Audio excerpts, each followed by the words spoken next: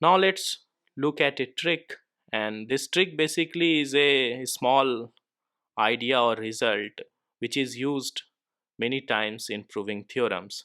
So I want to focus you on this trick separately so that you can understand how it works. And it goes as follows. Suppose you have many sequence, some finite number of sequence.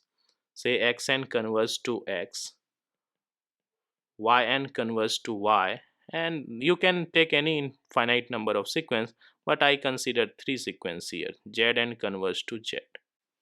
And all three sequence are convergent. So, and you have a common epsilon, okay, common epsilon greater than 0, then you will get some natural number n1 for this, n2 for this, and n3 for this. These are natural numbers such that for all n greater than n1, here it will be greater than n2, here it will be greater than n3, such that xn minus x less than epsilon. Here yn minus y less than epsilon, and here zn minus z less than epsilon. This xn minus x less than epsilon, yn minus y less than epsilon, and now we can compare these three things or use this in some equation. But problem is that here the capital N are very different, n1, n2, n3.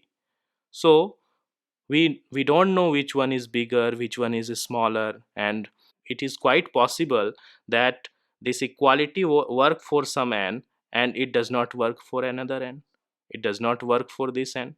Similarly, we cannot guarantee that for this n2 this inequality work, but may not it work for this n1 or this n3.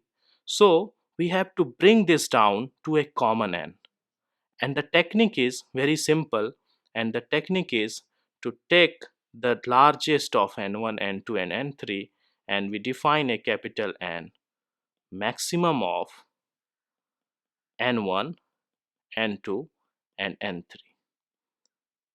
And what this capital N will do, that since this is largest of n1, n2, and n3, and this enables us to get a common n, that now we can say that n greater than capital N. Here again we can say that n greater than capital N and n greater than capital N.